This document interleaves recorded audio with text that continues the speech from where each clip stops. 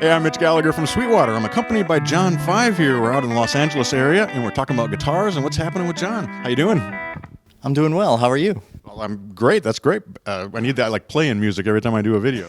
Well, I usually, when I'm on the phone, I have these like ear pods. Have you seen those from Apple? Yeah, and I'll like have them in, and I'll be talking to my friend or my wife or something. I'll be like, so yeah, not much is going on today, just hanging out and stuff. She's like, will you stop playing? Jesus. Or if I'm apologizing to something, I'm like, I'm really sorry I did that, and I really apologize. And they're like, are you playing right now while you're apologizing? And I'm like, I'm sorry. Right. So He's yeah. got to have the fingers moving, though. Yeah. Right. That's cool. You got lots going on, man. I was checking out the Zoinks video and song last night. You got another song that's coming out in just a couple days here as we're talking. Yes, it's called Crank It, and I'm releasing once a month a new song, a new video, and it's a lot of fun because people just watch music nowadays, and it's cool because YouTube is kind of like where people are listening to music or streaming and stuff like that, and I think it's great. I mean, before I would remember, you got to get dressed, you got to get in your car, you got to go down to the store, you got to find a place to park, you got to, do this and that. But now you could just roll over and look at it on your phone or, on the computer, and there you go. So I think it's wonderful. Yeah, it's just instant access, right? Yeah, it is. Right. So will you collect all this and release it as an album then at some point, or does that even matter anymore? Yeah, I'm going to release it July. And so I'm going to release it July, and it's going to be a full album. And I usually sell my physical albums on tour because, everyone going to the show, it's like, oh, cool, here's the record. So I'll have an exclusive, tour thing. Oh, cool. So it's, it works out really well for me. Yeah, right. And I saw on your site that you're heading out on tour with the Creatures coming up here pretty soon. That's right. We are heading out, let's see, when do we go? Late February, and we're going all over the place. So going to Canada and, all over the States. So we've been to China, we've been to South America. And this is something I just started for fun, doing this instrumental thing. But people really enjoy it, and, I'm so happy about that because I just do it, for the love of playing guitar and stuff like that. Right. Yeah. Absolutely. That's great. Yeah. And then coming up in the summer, you've got a tour with Rob Zombie. Yes. And that is, a blast. It's like, don't let Rob hear you say this, but it's the best. It's so much fun. We just have a blast, we laugh and we play these huge venues and people are going crazy and we get our friends and, it's just a wonderful life. And, I can't complain at all. Sure, that's awesome, man. Congratulations. So I think everyone wonders when they see someone who's achieved the level of success you have in working with these artists and all the many artists that you played as a session player with, how do you get those gigs? What is the preparation process like to be able to show up and do those gigs? I think people will just say, oh, I know this guy that will do this session, and he knows this kind of style or he knows that. I think it's really just a word of mouth and knowing producers or the other musicians or things like that. Like with Skinnerd, that came through my publishing, Chrysalis Music Publishing, or Desmond Child hooked me up with Scorpions and Meatloaf, and then, things like that. So Ricky Martin. So it is kind of like a word of mouth, but I'm a fan of all these artists, so I'll know to play. Okay, I know how to play this kind of style or that kind of style for the certain kind of sessions I'm doing. Right.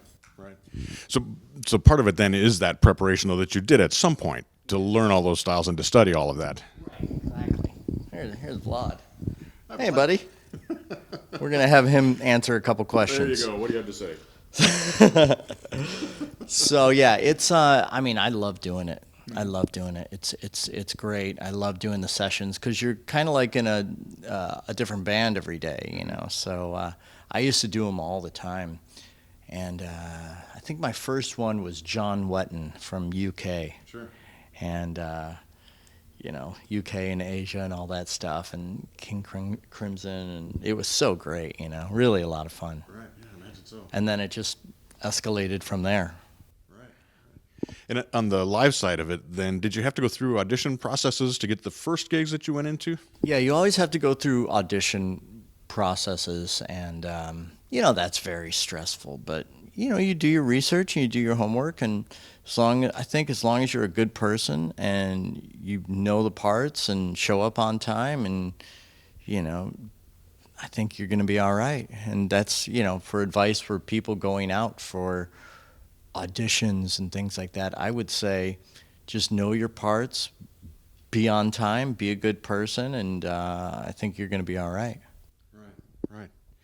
So tell us a little bit about it from the other side of the coin, because working with the Creatures, obviously you're looking at musicians that you want to play with. When you're assembling a group of musicians to play with, what are you looking for from them? Oh my God, with that kind of stuff, it's very difficult.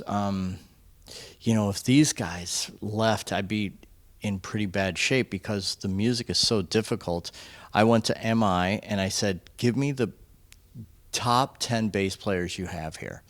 And I went there and I said, okay, let's get, they lined up, and the first guy was amazing, schooled it, perfect. I was like, this is going to be great.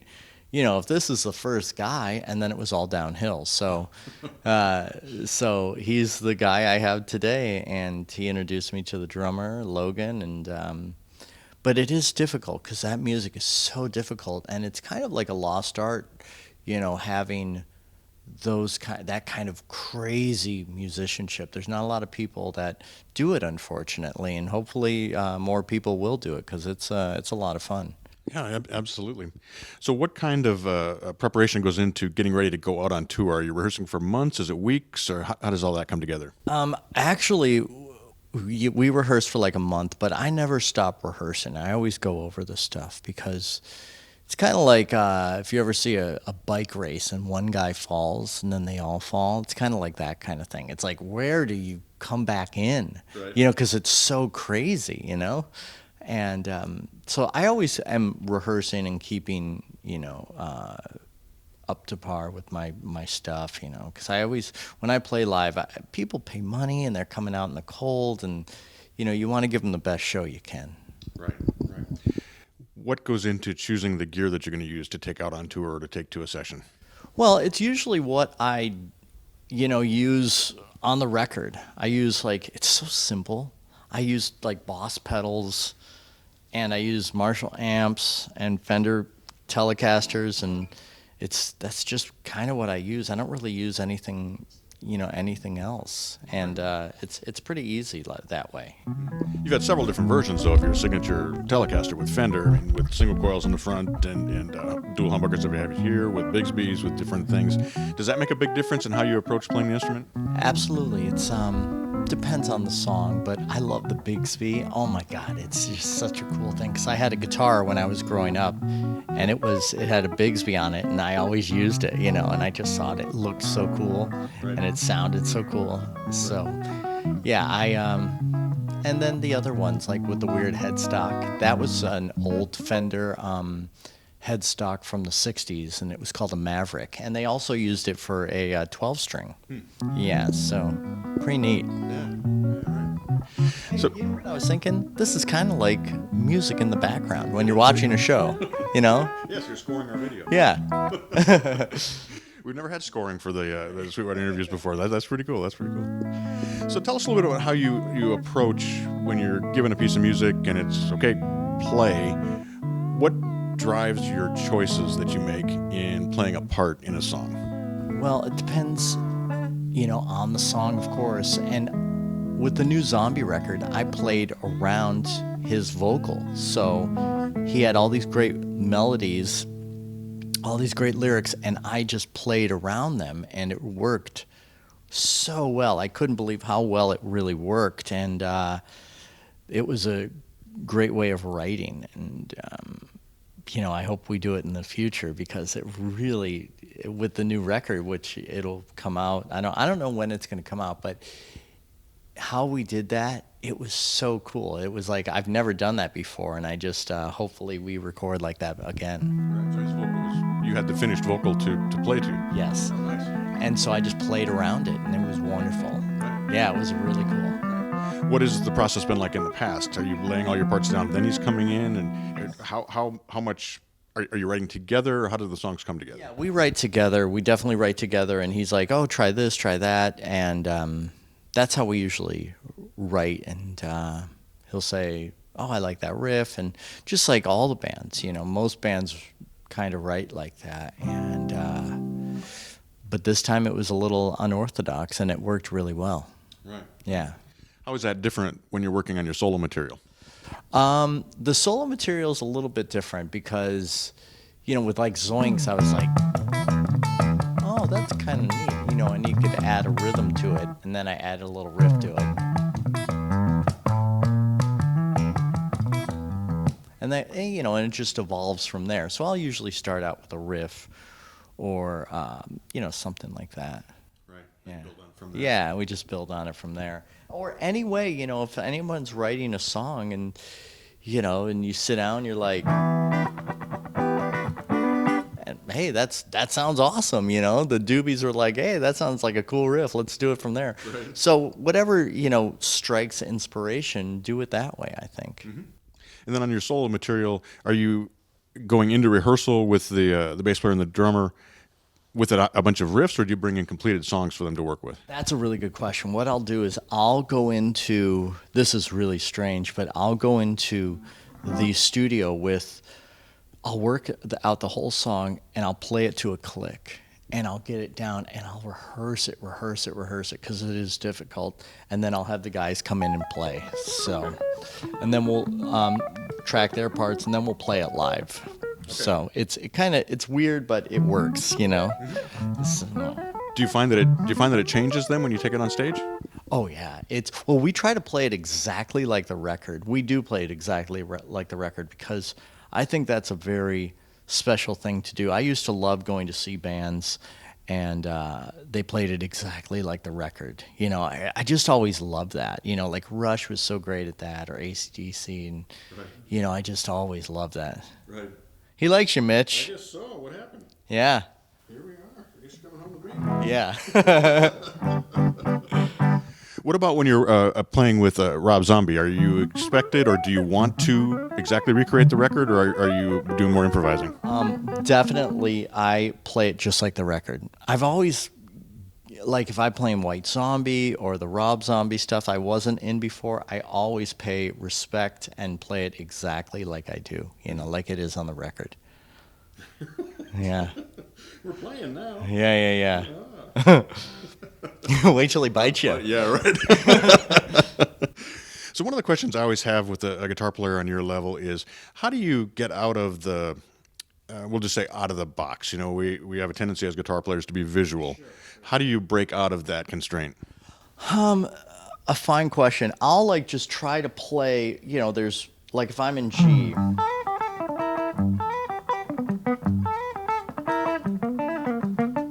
There's G's all over the place.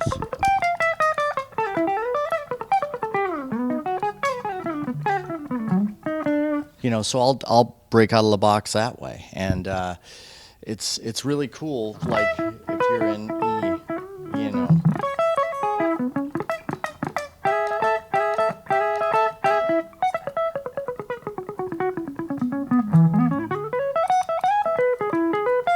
out of the box. That kind of stuff. I just like it to sound a little bit odd and a little bit strange, and it works, It's all practice and just seeing what sounds good to you. And like if you're in E, you could do E major arpeggios.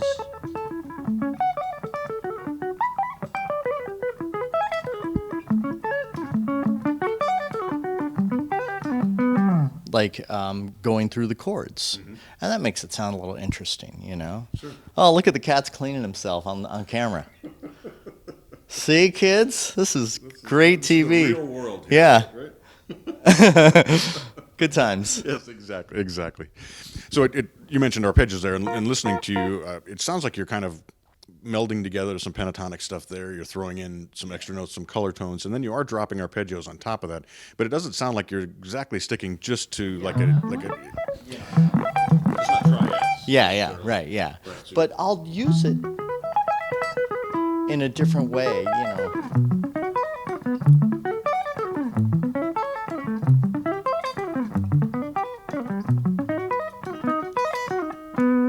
that kind of stuff, just to make it interesting. Right. Do you normally practice this kind of thing with a clean tone? No, I'm just too lazy to go put a dirty tone on. It's true. Good answer. Yeah, I'm honest, but I am too lazy to go put a distorted sound. It is harder to do it on a clean sound. Yeah. Right. But I was just curious. Some guys will practice it on a clean tone, figuring if they can play it with the clean sound, it's going to translate to the dirt. But managing that distortion is something else, right? exactly, but it's when I put on my dirty tone, then I got to turn the effect off because I don't like any effects and stuff like that. So that's the honest answer. I was just too lazy. That's a good one. So how much does the tone affect what you play? Of course, we all love great tone, and I would read interviews when I was a kid, anything with guitar players, and most of them said the tone is in your hands, and I really believe that. Like if Eddie Van Halen came and played this guitar, if I played Eddie's riff,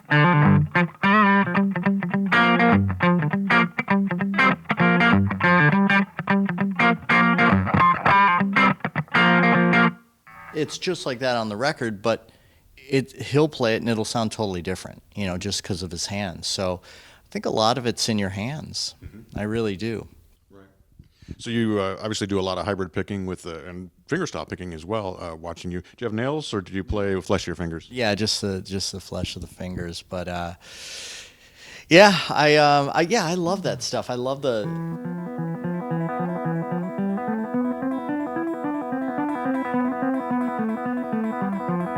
Should have turned that up a little louder.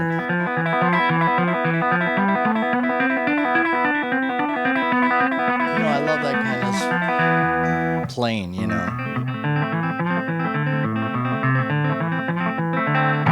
But I'll just, do different styles just to keep myself entertained as well. Right. How much do you find those styles bleed into one another and meld together?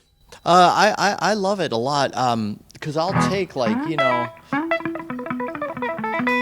I'll use it in rock stuff, and it will work. It's just you just have to watch out with your distorted sound, because open strings doesn't sound very, it's not very clean if you have a lot of open strings going with a distorted sound, obviously. But I'll try to use certain licks and put it into heavy rock tunes, and it seems to work pretty well. Right. Is there do you have to make adjustments in that? I mean, you mentioned the tone obviously has to work properly for more complex kind of things. And yeah, I don't make adjustments. Because if I'm on stage, I'm running around, I'll just see what kind of works and I'll use it that way. I see. Yeah. So maybe that's the lazy factor again. We'll call it trial and error, won't we? It's funny, yeah. Now I'm thinking I'm pretty lazy with tone. I'll play, but I'm pretty lazy with tone. It's funny. But if the sound works for what you're doing, the sound works for what you're doing, so you don't have to adjust it at that point. Yeah, that's right. I'm giving you an out, man. Thank you, man. I appreciate it. Right on. So, further on to my question earlier about your approach and pentatonics and arpeggios and things. How do you make the leap from being a player to being a musician? I think if you're a musician, you're a player, and vice versa. It's music is such a gift, and I mean it helps so many people, and it helps me, and it helps you. It helps anybody. It makes them happy. Even when you're a baby and they play music, or even when they're in the womb and they play music, it's like music is such a gift, and it's such a hard thing to explain. But I mean, I'm so happy. I get up every day and I play guitar. It's the first thing I do. I take a whiz and then I'll get up and I'll play guitar. Right. And that's what I usually do. And then I'll be like, oh my God, it's dark out. So, and then I get in trouble. Great way to spend a day, though. It is. It's a wonderful day to start your day and do the day like that. But I think a musician is a player, and a player is a musician. I mean, you're a musician. If you play some songs, you're a musician. Right. Okay, great. So a couple more questions for you. You've worked with extremely successful artists. You're a successful solo artist yourself, and doing lots of things. What does it take to be a success in this business these days? Is it ambition? Is it talent? Connections? What drives that? Well, I think it's an amalgamation of everything. It's like to make it in this business today, what I tell people, like if someone's like, what do I do to get started? And I'll say, the best thing to do is get on YouTube and get on Instagram. People love that stuff. This right here could probably have 1 million followers just sitting there looking like that, and he'll just do that and like play around with and tack the other cats and things like that. But getting on Instagram, and if you're good and you play, there you go. You could get followers. You could become famous. How about that girl with the Chewbacca head? And she did that thing. She was famous for a minute. But here's a good example. The Journey singer. He was incredible singer, but no one knew he was an incredible singer until he got on YouTube. Now he's a massive superstar because of his unbelievable talent. And so I usually tell people, get on social media, get on YouTube, and show the world what you got. Right on. That's great advice. Yeah. So one last question for you. Someone wants to become a better guitar player, besides getting up in the morning and playing all day long, what's the number one thing they can do to improve? I would say play what you love. Definitely play with what you love. If you love playing Metallica, play Metallica, and that will help your picking. Anything you do will help you as a player. If you love Black Sabbath, play Black Sabbath. It'll help. The more you have the guitar around you, the more you will be comfortable with it. And that's what I did when I was a kid. I started when I was 7 years old, and I just played all the time and just picked and picked and picked. And but if you have someone, let's say you're going to start playing guitar, and I'm like, okay, well, play, just to get comfortable, play. You're not going to want to play that. You're going to want to play, and you're like, kick ass, I don't want to play Happy Birthday. I want to play Paranoid. And that will make you want to play guitar more, or any of your favorite bands. If you're like, oh, I love Joe Walsh, and you could be like, if you just learn that, your whole world will open. You'll be like, this is the greatest. So I usually tell people, play what you love. Awesome advice. Yeah. John, thanks so much for spending time with us here today. We appreciate you taking a minute out of your busy schedule and all the stuff you have going on to see us. Absolutely. It's my pleasure. Right on. And thank you for joining me here in California. I'm Mitch Gallagher from Sweetwater.